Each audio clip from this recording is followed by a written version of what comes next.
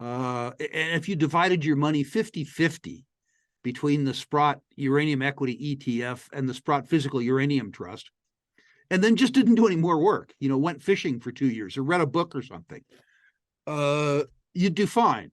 And you wouldn't have to torture yourself the way I do by reading annual reports and quarterly reports and proxy statements and 43101s. Sometimes I think I do all of that to amuse myself when I could simplify my life and buy a couple of passive vehicles and just go fishing.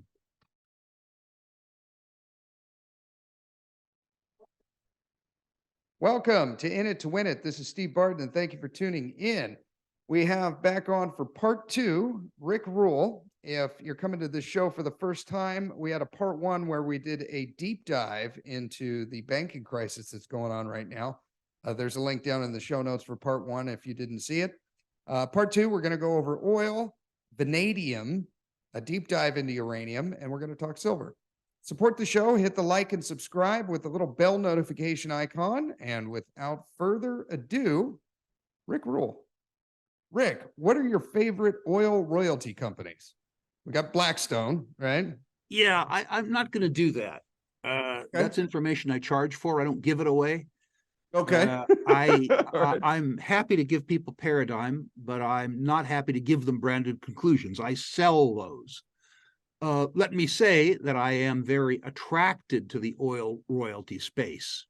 And I notice that the oil equities are in free fall right now in the markets, which is to say getting cheaper almost by the hour, which I think is a delightful event. And I love the royalty business model. So let me say that I'm attracted to the whole space. I'll give away the Paradigm, but I won't give away the branded conclusion. Okay. Yeah, I've been excited about oil lately. This is I just keep every day I open it up and hoping it's going lower. We'll see. Okay, oil royalties. Oh, you mentioned this earlier in your electric and battery metals. What is his current views on vanadium? Am I even saying vanadium. That right? Vanadium. I really like the vanadium space. I'm struggling myself to understand the new, various new power storage technologies, including the vanadium redox battery. I have liked vanadium at any rate because of its metallic properties, but I'm increasingly attracted to vanadium as a medium for distributed storage, which is to say batteries. It's difficult to play the vanadium market. I'm a shareholder myself in one physical vanadium product, and I'm investigating the vanadium mining space. And I will, with regards to our boot camp, be as much a learner as a teacher with regards to vanadium. Cool. I look forward to it. Okay. From Don, opinion on ACAP Energy and the Hackane uranium project? Are you familiar? I don't have an opinion. I don't know it well enough to comment. I'm familiar with it, but I'm not willing. I'm not able to comment. Okay, well, I'm not even familiar enough to be able to pronounce it, so you got me beat. Okay, from Awful Thoughts. Many uranium equities have sold off and corrected back to levels they were at over 2 years ago. Have you been adding to your positions here in the open market or holding out for lower prices, possibly private placements or warrants? Do you see an imminent move as a possibility? I've done 2 things with my own portfolio. The first is that I have continued to add shares of the Sprott Physical Uranium Trust. The first thing that will move in the uranium market is uranium itself. And I believe that sooner or later we will see at least a 10, but probably a $20 move. The lowest risk way to play that is in the uranium itself. Now, for reasons that you and I are both familiar with, Steve, you don't want to buy physical uranium in a drum and put it in your basement. The best way to do that is through a physical trust. I have also been storing liquidity that I would like to use in the uranium space for private placements. Unfortunately, the private placements that have taken place in the uranium business have been priced in a way that I don't think is appropriate, which is to say, the issuers have thought that their shares or their units were worth more than I thought they were. But I continue to be on the sideline, looking forward to being a source of liquidity for those issuers that become rational. That hasn't happened yet. I need to say, for most small investors, while the equities could go lower, they're cheap enough. And I tell people that don't want to invest much time, but just want to invest some money, that if you allocated to uranium by buying one of the ETFs, I, of course, would prefer the Sprott ETF, and if you divided your money 50-50 between the Sprott Uranium Equity ETF and the Sprott Physical Uranium Trust, and then just didn't do any more work, went fishing for 2 years or read a book or something, you'd do fine. And you wouldn't have to torture yourself the way I do by reading annual reports and quarterly reports and proxy statements and 43101s. Sometimes I think I do all of that to amuse myself when I could simplify my life and buy a couple of passive vehicles and just go fishing. Yeah, just play the beta. Okay, from Jens, one important question. Okay, this goes back to the VRIC, the panel that you did with Warren Irwin. Right. And I remember I interviewed him right after that. I could put a link up here if you guys want to watch that. Okay, one important question, the statement of Warren Irwin that has not been answered. Where did the millions of pounds of uranium that have not been mined for years come from? Probably there really is no shortage. And then he puts in parentheses here, I'm fully invested in uranium. I was amused when Warren said that there were a couple 100 million pounds of uranium on the sidelines waiting to be developed. Had Warren walked the halls of the Vancouver Resources Investment Conference, he would have found among the issuers at least 10 billion ounces of undeveloped gold. And I suspect that the uranium inventories he talks about are as tangible as those gold inventories, which is to say they don't exist. Now, a couple of important, really probably 3 important things have happened with regards to the uranium overhang. The first is, of course, Fukushima, which is to say that the Japanese, who had large amounts of uranium held as an insurance policy against some sort of energy supply shortfall, came on the market when Fukushima happened. Another thing that happened was, I think, extremely beneficial, which is to say that the United States and Russia decided 20 years ago that given the fact that we each had enough weapons-grade uranium, to kill every person on Earth 10 or 15,000 times, that we had enough physical security if we could only kill everybody 5 or 6 times. And we began to downblend massive amounts of weapons-grade uranium and use it for peaceful purposes, which is to say power. With weapons-grade uranium, a little bit goes a long way. I'm sad that that policy hasn't continued, irrespective of its impact on my own personal fortune. The third thing is that the uranium bull market that we saw in the middle part of the last decade spurred lots of new production, but particularly from Kazakhstan.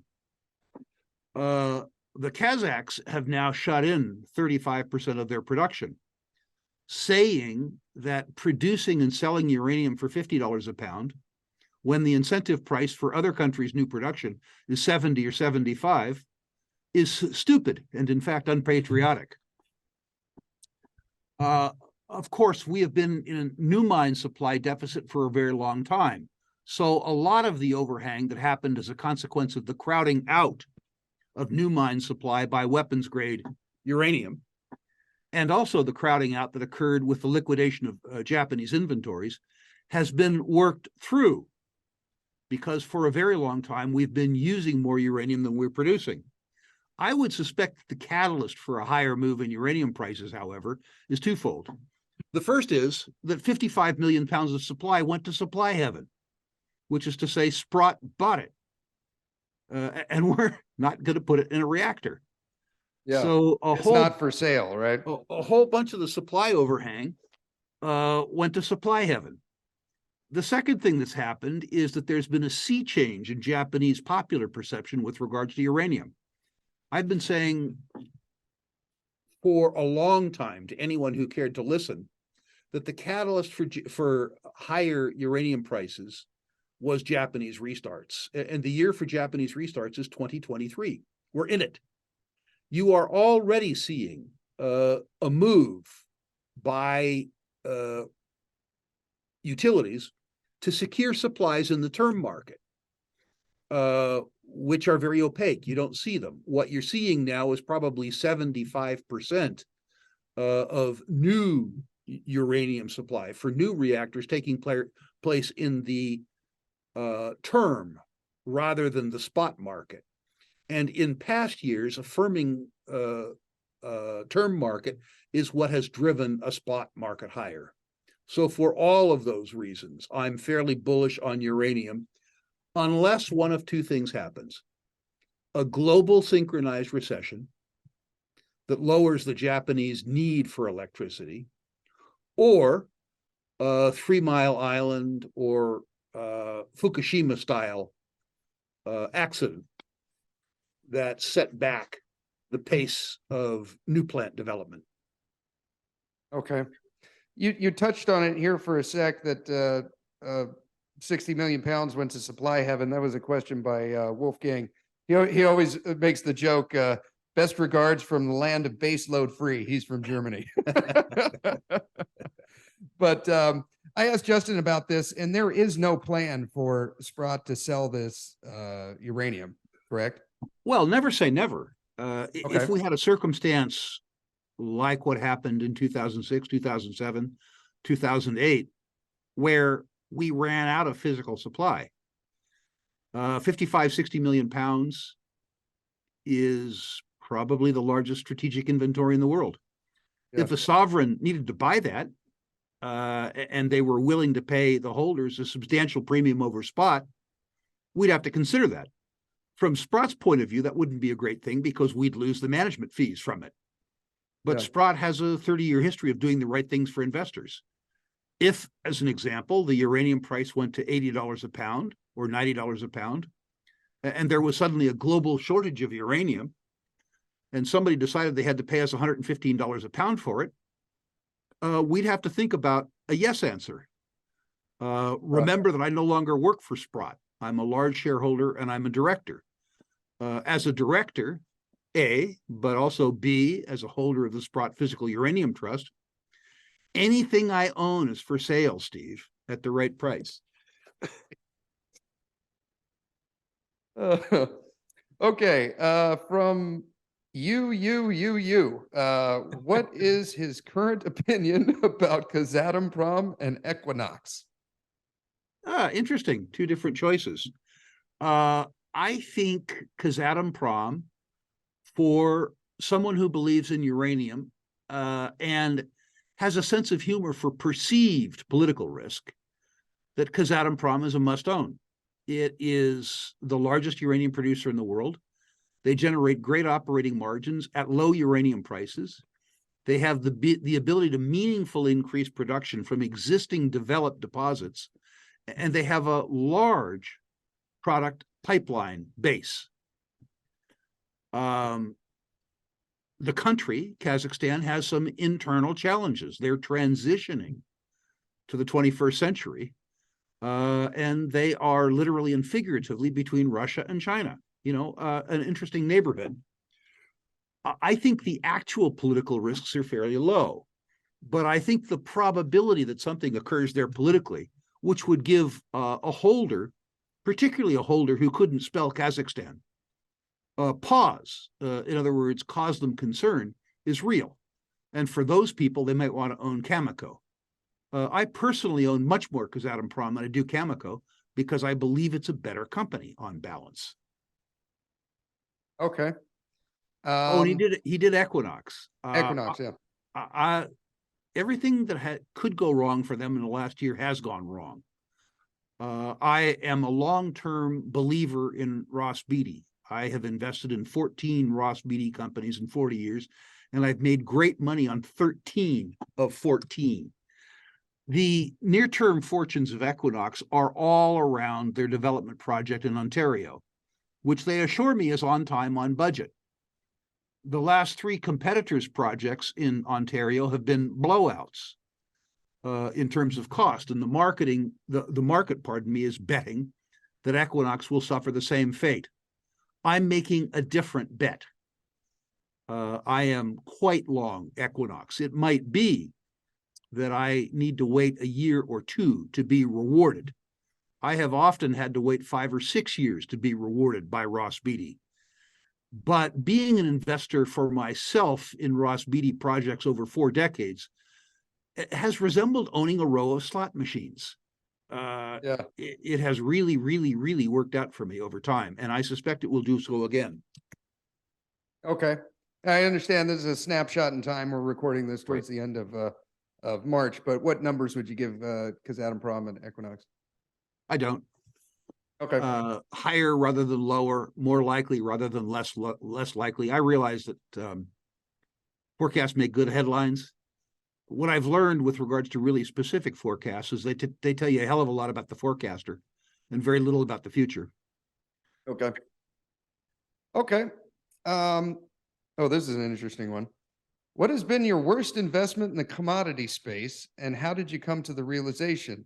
Wrong interpretation of the company didn't play out as planned. What did you learn from it? Mine was Russia. Well, I was going to say that's a tough neighborhood. You know, people need to understand I've been investing in resources for almost 50 years, and I probably made every kind of mistake you could make. I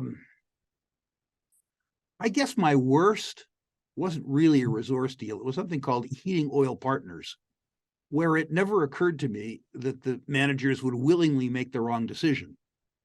And the consequence of that was that I lost 100% of my investment. I have lost 100% several times in speculative investments, but I regard the occasional 100% loss as the price I pay for 2,000% gains. And I don't ever resent that.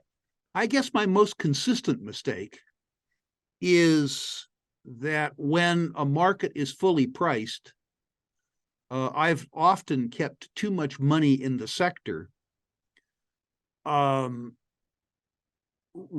than moving massive amounts of money out of the sector. A market where there isn't very much that you can buy is a market that you need to sell. And I would say that I have overstayed my welcome in popular sectors too many times. I guess the second mistake that I've done is related to the first. There are often times when the right thing to do is nothing. Warren Buffett famously says investing is like a game of baseball with no called strikes. If the pitcher is throwing pitches that aren't slow, fat, and over the plate, don't swing. There are no called strikes in investing. Too often, I have done something to do something. The right thing to do is what Jimmy Rogers says. You sit in your corner of the room and do nothing. And every now and then somebody walks in the room with a big sack of cash, leaves it in the middle of the room and leaves. When that happens, you get up from your corner, go in the center of the room, grab the cash, walk back to your corner, and resume your prior activity, which is to say, doing nothing. If, Steve, I had merely over the last 30 years done business with the people who made me the most money in my first decade in business, I would have worked a third as hard and I would have made twice as much money. Okay. I mean, it is very true that you make money by buying stuff that's out of favor, that is operated by very high quality people. Rinse, wash, repeat. Okay. Okay. Ross Beatty. All right. Okay. This one got a lot of hits and likes and retweets. Was he involved in the recent 50 million financial global atomic raise? And if not, is he buying shares on the open market with these discounts? How in depth has he researched global atomic? Upcoming MRE might lower all-in sustaining costs below Kazatomprom. Forward expectation for 2023. What do you think? Clearly, the questioner is looking to do some promotion through your show. I did not participate in the global atomic raise. I've known Roman for a very long time and have a high opinion of him. I sort of believed that they were pricing that stock on a run-up, and I decided that I would see how well that offering went, particularly given the lack of inducements, which is to say long-dated warrants, which prominently did not accompany that raise. And I thought that rather than subject myself to a 4-month hold, or if I was unlucky as an American, a 12-month hold, that probably what I should do is participate in the aftermarket to the extent that the aftermarket was generous. It's looking as though that was a relatively good decision. I do not believe in the supposition that General Atomic will be able to produce uranium at any price close to what Kazatomprom is able to produce it at Inkai. But there are very few deposits anywhere in the world that might do that. So I don't hold that against him. I just think that the assertion is silly. Okay. Okay. Let's see. Okay. From John, best way, risk reward to lever a position in silver over a year or more. He's talking about leaps, futures, options, playing Pan American Silver, the Junior Silver Miners ETF. Or do you're more long-term buy and hold? Yeah, none of the above right now. I point out that I'm a founding shareholder of Battle Bank, an organization. And once the FDIC gives us our banking charter, that we will be happy to make purpose loans against physical silver. And there will be a prudent way to leverage your silver portfolio. I would also say, however, that there is enough leverage inherent in silver that you don't need to compound it.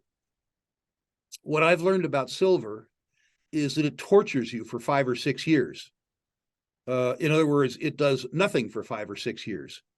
And then it makes up for that sin in a very compressed fashion. And if you buy it after the fact, that is, if you buy it when the price has moved enough to give you psychological satisfaction, you probably miss a third of the move, which is to say you've given back 2.5 or 3 years.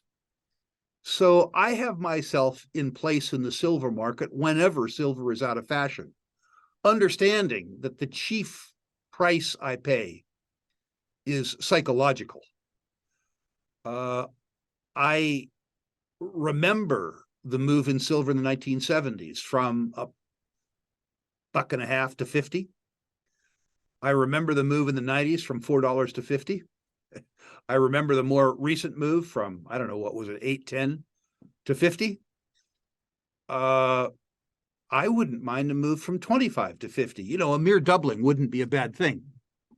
And if we saw a mere doubling in the silver quote, I think what you'd find among the better silver stocks is the move that substantially outpaced that. Ironically, in a silver bull market, the stocks that do the best are those that have no silver. The little tiny penny dreadfuls that are merely looking for silver. In my declining years, I have no particular interest in that. The idea that I could get a 20-to-1 move from what was effectively a fraud has no interest to me when I can get a 3-fold or 4-fold move from higher quality companies that won't punish me as badly if I'm wrong. But the viewer may be younger and may have a different view. Okay. Rick Rule often educates to look at EV to NAV ratio of a company. When judging on this ratio, what is an attractive ratio for Rick Rule personally in different categories? Explorers, developers, single asset producer, the majors, for silver and gold. Well, it's arguable that the explorers have no NAV, first of all. It's very difficult to do a net asset value calculation using future cash flows when there are no identifiable future cash flows. So let's throw that one out. You have to do an adjusted, risk-adjusted NAV there, which is very, very, very hard to do. But I certainly prefer companies where the enterprise value is at a discount to net asset value, unless there are redundant assets which could increase the net asset value, or unless you believe that either the commodity price will dramatically reset, or that projects in the pipeline will increase NAV. What I find is that I have my best success in companies where the commodity is selling at a discount to the global average cost of production, which is to say that the price likely will go up, and today's NAVs will likely prove themselves to be substantially understated. I also prefer these days NAV that comes from tier one deposits, which is to say I'm less attracted to NAVs that come from very small deposits where either time or operational risks could derail the NAV. When I look at the NAV associated with a 5 million ounce gold deposit, as opposed to the NAV comprised of 10 500,000 ounce gold deposits, despite the fact that the diversity of revenue among the 10 is attractive, the quality of the deposit in the one gives me a higher confidence in the net asset value. So as an example, were I comparing Newmont to Barrick, despite the fact that Newmont has more leverage to the gold price, the fact that Barrick has more tier one deposits than Newmont does gives me more confidence in the Barrick NAV than I have in the Newmont NAV. I'm sorry for that long-winded response, but it was an interesting and nuanced question. Yeah, no, that's perfect. You'd rather have a tier one deposit than a bunch of tier twos. Absolutely, because I have more confidence in the NAV. Yeah. Okay, we're kind of getting low on time, but I do want to talk about, you've got your Boca Raton symposium coming up, correct? In June, July? We have a lot of stuff coming up, Steve. We're going to, in the space of calendar 2023, do 4 boot camps, one of which we've already done. And of course, we have the live conference in Boca Raton. 2 entirely different products, both very good products. The boot camps are ones that you can attend from the privacy of your own home in a bathrobe should you choose. The Boca Raton conference is very different. It's 4 hard days. We start these things at 7 in the morning. We end them at 7 at night. How much of that 12 hours you take in is your business, but it's all there. Live conferences for people who are willing to put in the work are absolutely invaluable. We bring to you wonderful gurus, not the kind that you would see in the Wall Street Journal or, heaven forbid, CNN. This year's headliner will be Bill Bonner, who I was just spending time with in Argentina last week. So people who put the big picture to you in ways that you wouldn't see in popular media. But we do more than that. We bring you some of the best analysts in the world to say, if you believe that the world is going to end up this way, here's what you should do about it. More importantly than that, we have the living legends, which is to say we bring natural resource entrepreneurs to you face-to-face, people who have built multi-billion-dollar companies, and they describe the process of doing it, and they describe how learning to build multi-billion-dollar companies has made them better investors with their own money and can make you a better investor with your own money. Finally, you'll be joined in Boca Raton by 600 or 700 other private investors, many of whom are extremely successful.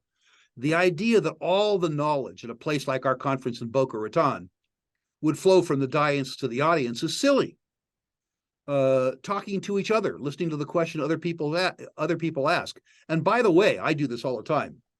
Following the speakers, the gurus, the living legends around the exhibition hall, seeing what booths they stop at, seeing what they'd like to do with their own money, listening to the questions that exhibitors ask other exhibitors is worth a lot. I remember once following at a reasonable distance, Robert Friedland around my exhibition hall in Vancouver, and having an attendee to me say to me, who was watching me doing what I do, Rick, the ability to follow Robert Friedland from booth to booth is worth more than the cost of admission. The rest of your conference was mine for free. Your listeners should know that any educational product that I have sold over the last 30 years comes with a full money-back guarantee. if you come to the battery metals and the boot camp and you don't think you're $99, you got your $99 worth, email me. I'll give it back to you. No questions asked.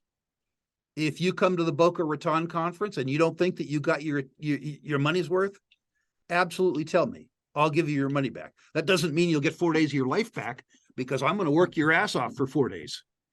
But I will give you your tuition back if you don't think that I delivered more than your tuition's value. Awesome. I look forward to it. Links will be in the show notes. Rick, thank you very much for coming on the show. You can check out all things Rick, rickruleinvestmentmedia.com. And yeah, let me correct you. It's Rule Investment Media, not Rick Rule. Ruleinvestmentmedia.com. Oh, sorry. If you go to that site, I will, as I've done for 80,000 of my other closest friends, I'll review your natural resource stock portfolio for free. I'll also comment on companies where I think my comments might have some value. Further, if recent events have caused you to believe that you might want to do business with a bank that has money in it, with a good capital base, that lends against stuff like physical precious metals as opposed to derivatives, in the question and comment section at Rule Investment Media, write bank, and I'll send you some information on Battle Bank, an old-fashioned bank, one with money in it. Awesome. Awesome. Oh, one last question. This is mine. What is your favorite spirit of choice to drink? Oh, I'm not real picky, to be honest with you. I'm a bourbon drinker, probably as a casual drinker. Okay. And I like a variety of them. My favorite is probably a regional brand from Tennessee called Dickel. They also produce a ridiculously overpriced thing called Pappy Van Winkle, which is too expensive for me. But I like moderate amounts of a good bourbon, or occasionally immoderate amounts too. I hope you guys got something out of that. I certainly did. Love having Rick on the show. I did have to look up what ridiculously priced bourbon was like. So we found it. The Pappy Van Winkle, their most expensive is $50,000 for a 25-year-old bottle. Although they do have the Pappy Van Winkle bundle value pack. That is 5 bottles for $18,550. So this too can be yours. And I thought Johnny Walker Blue was expensive. All right, support the show. Hit the like, the subscribe, the little bell notification icon to be notified of future episodes. If you're going to sign up for Rick Rule's boot camp, use the link below or in Boca Raton. And I will see you guys there. Thank you for watching. Have a great rest of the day, and I will talk to you next time.